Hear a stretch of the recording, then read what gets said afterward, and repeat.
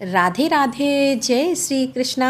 आज की कथा में आप सभी भक्तों का हार्दिक स्वागत है। भगवान श्री कृष्ण और श्रीमती राधा रानी की कृपा सदैव आप पर और आपके समस्त परिवार पर बनी रहे। दोस्तों, आज आप सुनने वाले हैं चैत मास की कथा का 12वां अध्याय। और जैसा कि आप सभी जानते हैं कि चैत मास की कथा में आप सुन रहे हैं पद्म पुराण, और पद्म पुराण का पहला खंड यानी कि षष्ठी खंड समाप्त हो चुका है और आज से पद्म पुराण का दूसरा खंड प्रारंभ होगा, जिसका नाम है भूमि खंड। भूमि खंड का पहला अध्याय आज की कथा में आप सुनने वाले हैं। और अब तक की सभी कथाएं सुनने के लिए आप सभी भक्तों का दिल से बहुत बहुत आभार, और उम्मीद करती हूँ कि इसी प्रकार से अपना प्रेम और सहयोग आप लोग आगे भी बनाकर रखेंगे। तो अब भगवान श्री हरि विष्णु का ध्यान करके आज की पावन कथा का प्रारंभ करते हैं। पश्चिम समुद्र के तट पर द्वारिका नाम से प्रसिद्ध एक नगरी है। वहाँ योग शास्त्र के ज्ञाता एक ब्राह्मण देवता सदा निवास करते थे। उनका नाम था शिव शर्मा, और शिव शर्मा वेद शास्त्रों के बहुत अच्छे विद्वान थे। उनके 5 पुत्र हुए जिन्हें शास्त्रों का पूर्ण ज्ञान था। उन 5 पुत्रों के नाम इस प्रकार हैं: यज्ञ शर्मा, वेद शर्मा, धर्म शर्मा, विष्णु शर्मा तथा सोम शर्मा। ये सभी पिता के बड़े भक्त थे। द्विश्रेष्ठ शिवा शर्मा ने उनकी भक्ति देखकर सोचा कि प्रीतभक्त पुरुषों के हृदय में जो भाव होना चाहिए वह मेरे इन पुत्रों के हृदय में है या नहीं, इस बात को बुद्धिपूर्वक परीक्षा करके जानने का प्रयत्न करूं। शिव शर्मा ब्रह्मा बताओ में श्रेष्ठ थे। उन्हें उपाय का ज्ञान था। उन्होंने माया के द्वारा अपने पुत्रों के सामने एक घटना उपस्थित की। पुत्रों ने देखा कि उनकी माता महान ज्वर रोग से पीड़ित होकर मृत्यु को प्राप्त हो गई। तब वे पिता के पास जाकर बोले कि हे तात, हमारी माता अपने शरीर का परित्याग करके चली गई। अब उसके विषय में आप हमें क्या आज्ञा देते हैं? तब द्विश्रेष्ठ शिव शर्मा ने अपने बड़े पुत्र को, जिसका नाम था यज्ञ शर्मा, उसे संबोधित करके कहा कि बेटा, इस हथियार से अपनी माता के सारे अंगों के टुकड़े टुकड़े करके इधर उधर फेंक दो। पुत्र ने पिता की आज्ञा के अनुसार वैसा ही कार्य किया। पिता ने भी यह बात सुनी और उन्हें अपने पुत्र की पितृ भक्ति से बहुत संतुष्टि मिली और उन्हें पुत्र भक्ति के विषय में पूर्ण निश्चय भी हो गया। अब उन्होंने दूसरे पुत्र की पितृभक्ति जानने का विचार किया और वेद शर्मा के पास जाकर कहा, बेटा, मैं स्त्री के बिना नहीं रह सकता हूँ। तुम मेरी आज्ञा मानकर जाओ और समस्त सौभाग्य संपत्ति से युक्त जो स्त्री मैंने देखी है उसे मेरे लिए यहाँ बुला कर लाओ। पिता के ऐसा कहने पर वेद शर्मा बोले, मैं आपका प्रिय कार्य जरूर करूँगा। यह कहकर वे पिता को प्रणाम करके चले गए और उस स्त्री के पास पहुंचकर बोले कि देवी, मेरे पिता तुम्हारे लिए प्रार्थना करते हैं। यद्यपि वे वृद्ध हैं तथापि तुम मेरे अनुरोध से उन पर कृपा करके उनके अनुकूल हो जाओ। वेद शर्मा की ऐसी बातें सुनकर माया से प्रकट हुई उस स्त्री ने कहा कि हे ब्राह्मण, तुम्हारे पिता बुढ़ापे से कष्ट पा रहे हैं, अतः मैं कदापि उन्हें पति बनाना नहीं चाहती। उन्हें खांसी का रोग है, उनके मुंह में कफ भरा रहता है और इस समय दूसरी बीमारियों ने भी उन्हें पकड़ कर रखा है। रोग के कारण से वे शिथिल और आर्द्र हो गए हैं, अतः मुझे उनका समागम नहीं चाहिए। मैं तुम्हारे साथ रमण करना चाहती हूँ, इसीलिए तुम्हारा प्रिय कार्य अवश्य करूँगी। तुम दिव्य लक्षणों से संपन्न, दिव्य रूपधारी तथा महान तेजस्वी हो। मैं तुम्ही को पाना चाहती हूँ। हे नारद, उस बूढ़े को लेकर क्या करोगे? मेरे शरीर का उपभोग करने से तुम्हें समस्त दुर्लभ सुखों की प्राप्ति होगी। हे प्रवर, तुम्हें जिस जिस वस्तु की इच्छा होगी वह सब मैं ला कर दूंगी, इसमें तनिक भी संदेह नहीं है। यह महान पाप पूर्ण अप्रिय वचन सुनकर वेद शर्मा ने कहा कि हे देवी, तुम्हारा वचन अधर्म युक्त पाप मिश्रित और अनुचित है। मैं पिता का भक्त हूँ और निरपराध हूँ, इसीलिए तुम मुझसे ऐसी बातें ना कहो। हे सुबह, मैं पिता के लिए ही यहाँ आया हूँ और उन्हीं के लिए तुमसे प्रार्थना करता हूँ। इसके विपरीत दूसरी कोई बात ना कहो। मेरे पिताजी को ही स्वीकार करो हे देवी। इसके लिए तुम चराचर प्राणियों सहित त्रिलोकी की जो जो वस्तु चाहोगी वह सब निसंदेह तुम्हें अर्पण करूंगा। अधिक क्या कहूँ, देवताओं का राज आदि भी यदि तुम चाहो तो तुम्हें दे सकता हूँ। स्त्री बोली, यदि तुम अपने पिता के लिए इस प्रकार दान देने में समर्थ हो तो मुझे इंद्र सहित संपूर्ण देवताओं का अभी दर्शन कराओ। वे शर्मा बोले कि हे देवी, मेरा बल, मेरी तपस्या का प्रभाव देखो। मेरे आवाहन करने पर यह इंद्र आदि श्रेष्ठ देवता यहाँ आ पहुँचे हैं। देवताओं ने वेद शर्मा से कहा कि हे दुश्रेष्ठ, हम तुम्हारा कौन सा कार्य करें। वेद शर्मा बोले कि हे देवगण, यदि आप लोग मुझ पर प्रसन्न हैं तो मुझे अपने पिता के चरणों में पूर्ण भक्ति प्रदान करें। एवं मस्तु कहकर संपूर्ण देवता जैसे आए थे वैसे ही लौट गए। तब उस स्त्री ने हर्ष में भरकर कहा, तुम्हारी तपस्या का बल देख लिया। देवताओं से मुझे कोई काम नहीं है। यदि तुम मुझे मुँह मांगी वस्तु देना चाहते हो और अपने पिता के लिए मुझे ले जाना चाहते हो तो अपना सिर अपने ही हाथ से काट कर मुझे अर्पण कर दो। वेद शर्मा ने कहा, देवी, आज मैं धन्य हो गया। हे सुबह, मैं पिता के लिए अपना मस्तक भी दे दूंगा। यह लो, ले लो। यह कहकर दुष्श्रेष्ठ वेद शर्मा ने तीखी धार वाली तेज तलवार उठाई और हंसते हंसते अपना मस्तक काटकर उस स्त्री को दे दिया। खून में डूबे हुए उस मस्तक को लेकर वह शिव शर्मा के पास गई। स्त्री ने कहा कि हे विप्र, वह तुम्हारे पुत्र वेद शर्मा ने मुझे तुम्हारी सेवा के लिए यहाँ भेजा है। यह उनका मस्तक है, इसे ग्रहण करो। इसको उन्होंने अपने हाथ से काट कर दिया है। उस मस्तक को देखकर वेद शर्मा के चारों भाई काँप उठे। उन पुण्य आत्मा बंधुओं में इस प्रकार बात होने लगी, अहो धर्म ही जिसका सर्वस्व था वह हमारी माता सत्य समाधि के द्वारा मृत्यु को प्राप्त हो गई। हम लोगों में यह भेद शर्मा ही परम सौभाग्यशाली थे जिन्होंने पिता के लिए अपने प्राण दे दिए। यह धन्य तो थे ही और अधिक धन्य हो गए। शिव शर्मा ने उस स्त्री की बात सुनकर जान लिया कि वेद शर्मा पूर्ण भक्त था। तत्पश्चात उन्होंने अपने तृतीय पुत्र धर्म शर्मा से कहा कि बेटा, यह अपने भाई का मस्तक लो और जिस प्रकार यह जी सके वह उपाय करो। सूत जी कहते हैं कि धर्म शर्मा भाई के मस्तक को लेकर तुरंत ही वहाँ से चल दिए। उन्होंने पिता की भक्त तपस्या, सत्य और सरलता के बल से धर्म को आकर्षित किया। उनकी तपस्या से खींचकर धर्मराज धर्म शर्मा के पास आए और इस प्रकार से बोले कि हे धर्म शर्मा, तुम्हारे आवाहन करने से मैं यहाँ उपस्थित हुआ हूँ। मुझे अपना कार्य बताओ, मैं उससे निसंदेह पूर्ण करूँगा। धर्म शर्मा ने कहा कि हे धर्मराज, यदि मैंने गुरु की सेवा की हो, यदि मुझ में पिता के प्रति निष्ठा हो और अविचल तपस्या हो तो इस सत्य के प्रभाव से मेरे भाई वेद शर्मा जी उठे। धर्म जी बोले कि हे महामते, मैं तुम्हारी तपस्या से और पितृभक्ति से संतुष्ट हूँ। तुम्हारे भाई जी जाएंगे, तुम्हारा कल्याण हो। अब धर्म वेताओं के लिए जो दुर्लभ है ऐसा कोई उत्तम वरदान मुझसे और मांग लो। धर्म शर्मा ने जब धर्म का यह उत्तम वचन सुना तो वह उस महा यशस्वी महात्मा वैवस्वता से कहा कि हे धर्मराज, यदि आप मुझ पर प्रसन्न हैं तो पिता के चरणों की पूजा में, अविचल भक्ति, धर्म में अनुराग तथा अंत में मोक्ष का वरदान मुझे दे दीजिए। तब धर्म ने कहा, मेरी कृपा से यह सब तुम्हें प्राप्त होगा। उनके मुख से यह महावाक्य निकलने से ही वेद शर्मा उठकर खड़े हो गए और मानो कि वे जाग उठे हों। उठते ही महाबुद्धिमान वेद शर्मा ने धर्म शर्मा से कहा कि हे भाई, वे देवी कहाँ गई, पिताजी कहाँ हैं। धर्म शर्मा ने थोड़े से ही सब हाल कह सुनाया। तब हाल जानकर वेद शर्मा को बड़ी प्रसन्नता हुई। उन्होंने धर्म शर्मा से कहा, प्रिय बंधु, इस पृथ्वी पर तुम्हारे जैसा मेरा ही तैसी कोई नहीं है। तदंतर दोनों भाई प्रसन्न होकर अपने पिता शिव शर्मा के पास गए।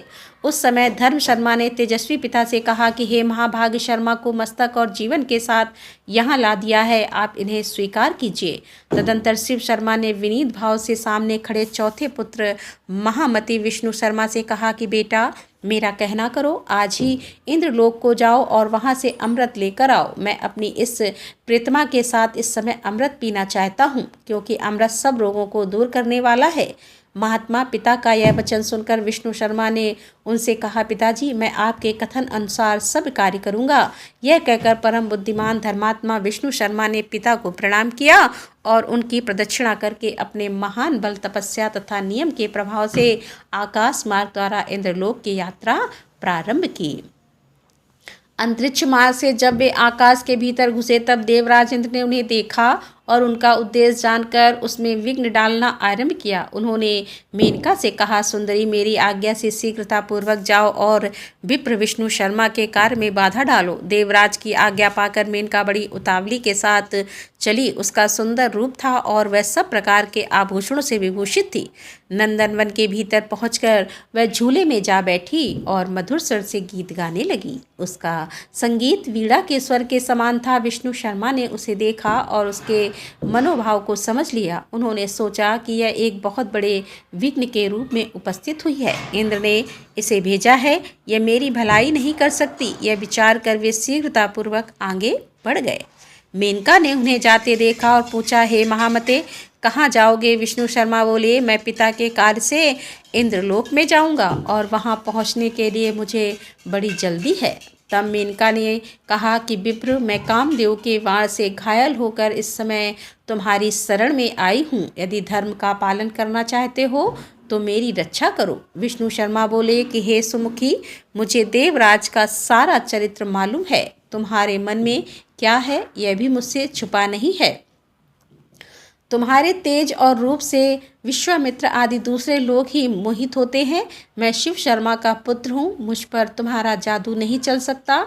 हे अबले, मैं योग सिद्धि को प्राप्त हूँ और तपस्या से सिद्ध हो चुका हूँ। काम आदि बड़े बड़े दोषों को मैंने पहले ही जीत लिया है। तुम किसी दूसरे पुरुष का आश्रय लो, मैं इंद्रलोक को जा रहा हूँ। यह कहकर दुष्श्रेष्ठ विष्णु शर्मा शीघ्रतापूर्वक चले गए। मेनका का प्रयत्न निष्फल हुआ और देवराज के पूछने पर उसने सब कुछ बता दिया। तब इंद्र ने बारंबार विघ्न उपस्थित किया, किंतु महायशस्वी ब्राह्मण ने अपने तेज से उन सब विघ्नों का नाश कर दिया और उनके उपस्थित किए हुए भयंकर विघ्नों का विचार करके महातेजस्वी विष्णु शर्मा को बड़ा क्रोध हुआ। उन्होंने सोचा कि मैं इंद्रलोक से इंद्र को गिरा दूंगा और देवताओं की रक्षा के लिए दूसरा इंद्र बनाऊंगा। वे इस प्रकार विचार कर ही रहे थे कि देवराज इंद्र वहां आ पहुंचे और बोले कि हे महाप्रज्ञ विप्र, तपस्या, नियम, इंद्र, संयम, सत्य और शौच के द्वारा तुम्हारी समानता करने वाला दूसरा कोई नहीं है। तुम्हारी इस प्रीत भक्ति से मैं देवताओं सहित परास्त हो गया। हे साधु श्रेष्ठ, तुम मेरे सारे अपराध क्षमा करो और मुझसे कोई वरदान मांगो, तुम्हारा कल्याण हो।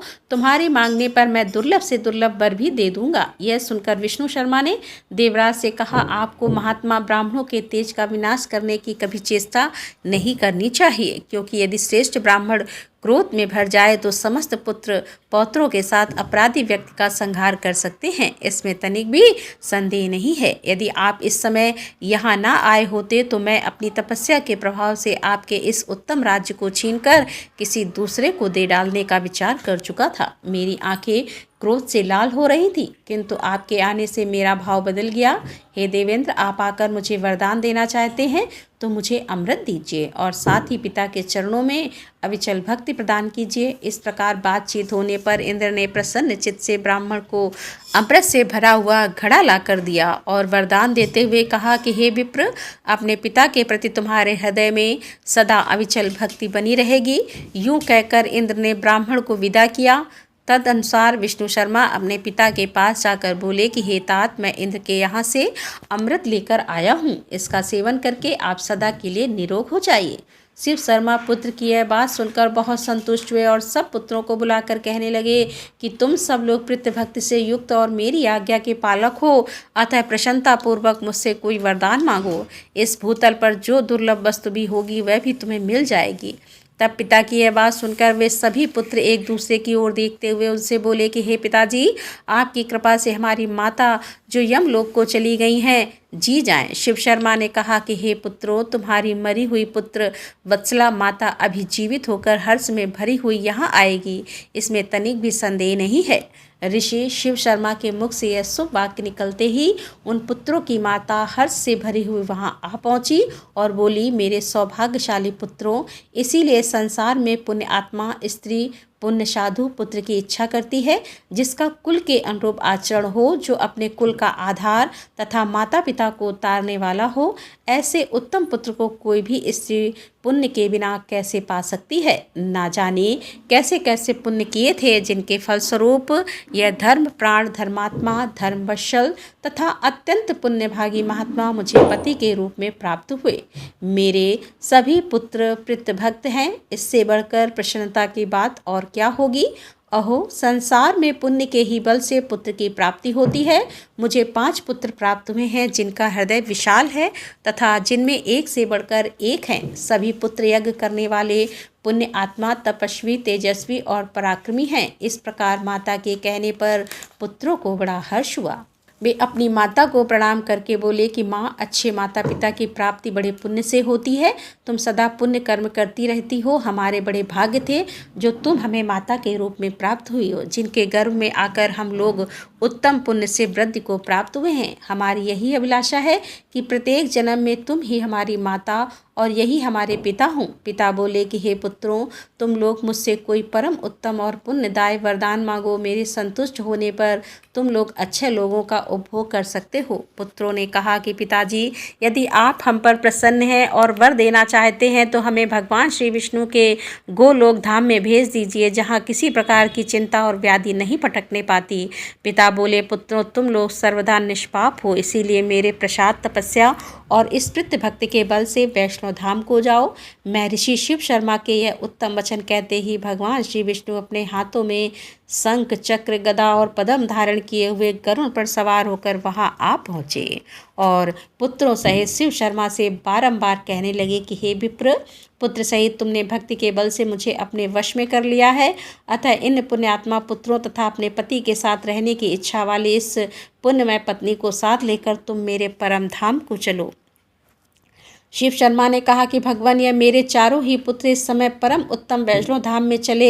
मैं अपनी पत्नी के साथ अभी भूलोक में ही कुछ काल व्यतीत करना चाहता हूँ और मेरे साथ कनिष्ठ पुत्र सोम शर्मा भी रहेगा। सत्यभाषी महर्षि शिव शर्मा के ये कहने पर देवेश्वर भगवान श्री विष्णु ने उनके चारों पुत्रों से कहा कि तुम लोग दाह और प्रलय से रहित मोक्षदायक गोलोक धाम को चलो।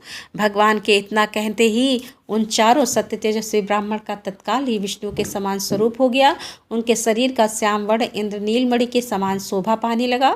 उनके हाथों में शंख, चक्र, गदा और पद्म सुशोभित होने लगे। वे विष्णु रूपधारी महान तेजस्वी दुष्प्रीत भक्ति के प्रभाव से विष्णु धाम को प्राप्त हो गए। राधे राधे, जय श्री कृष्णा। आज की कथा का यहीं पर समापन करती हूँ।